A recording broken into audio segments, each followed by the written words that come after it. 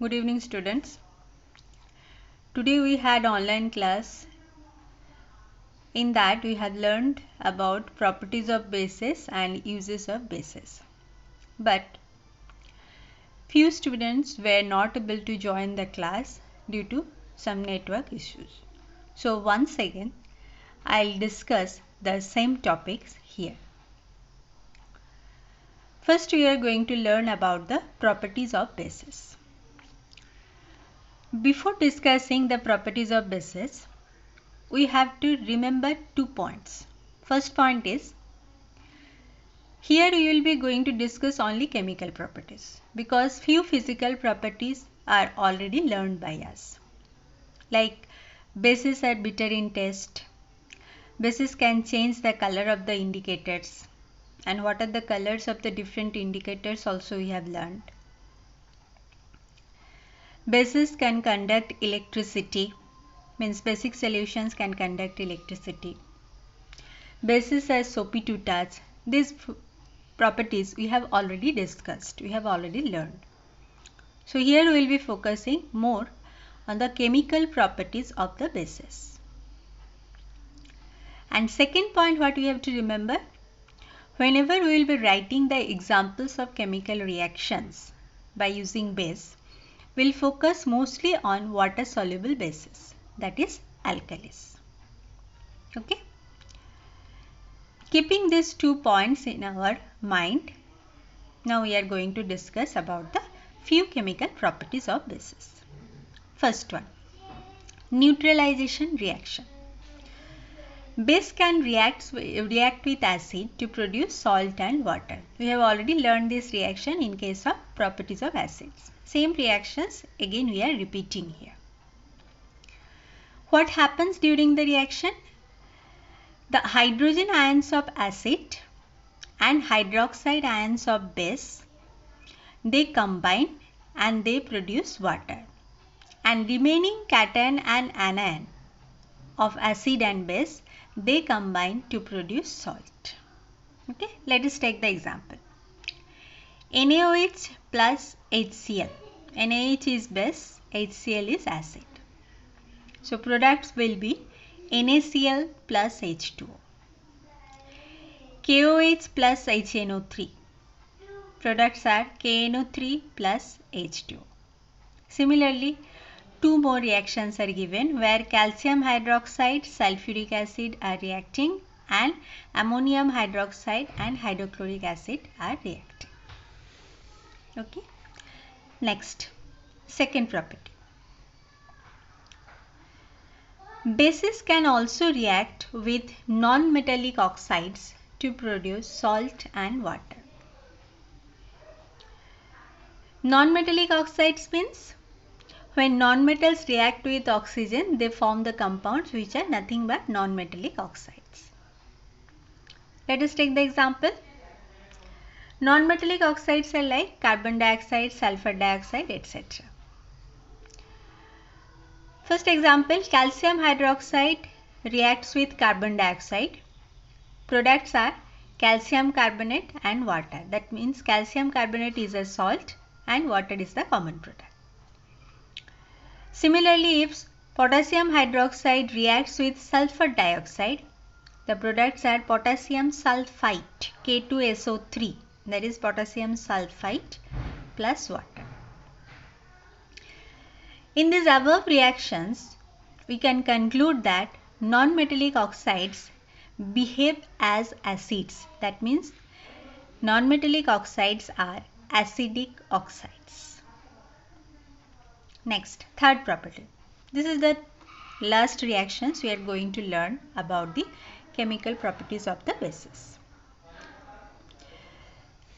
Here 2 conditions we have to remember. First is strong concentrated alkalis.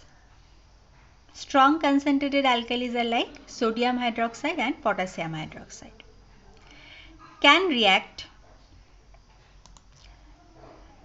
with moderately reactive metals like aluminium, zinc, lead, tin, etc. Moderately reactive in the sense neither too highly reactive nor too less reactive. Okay, they are moderate. They can react but not in very high speed.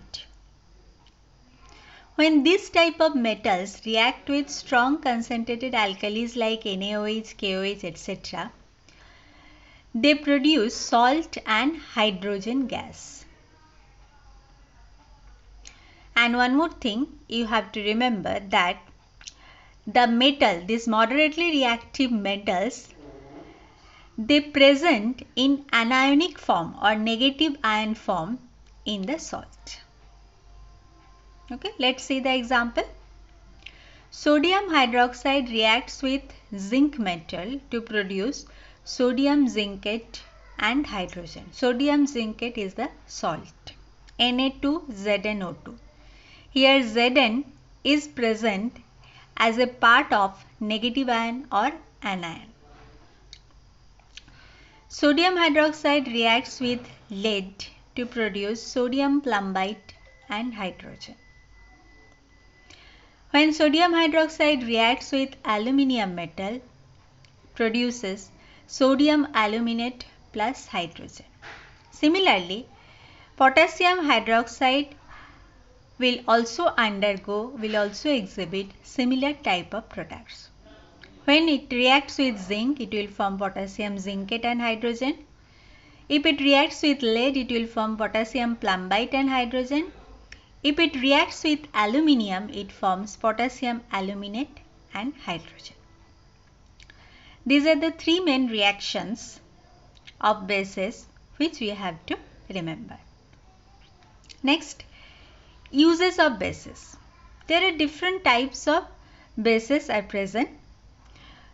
They can be hydroxide, they can be carbonate, they can be bicarbonate. Different types of bases are there.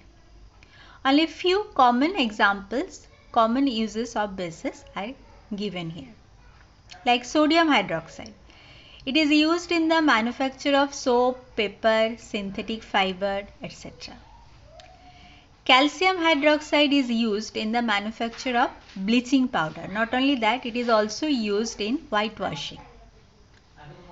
Magnesium hydroxide, which is also known as milk of magnesia, is used as antacid. Antacid means it's a type of medicine which can neutralize the excess acid produced in the stomach during indigestion. Sodium carbonate, which is also behaving as base. Sodium carbonate is used as washing soda or for softening the hard water. Sodium bicarbonate, which is also behaving as base. Sodium bicarbonate is also known as sodium hydrogen carbonate. It has different uses. It is used as baking soda. It is used for making baking powder. It is used as antacid. It is also used as one of the component of soda acid fire extinguisher. So these are the informations regarding bases. That means we have learned the concept, what is base, then what is alkali.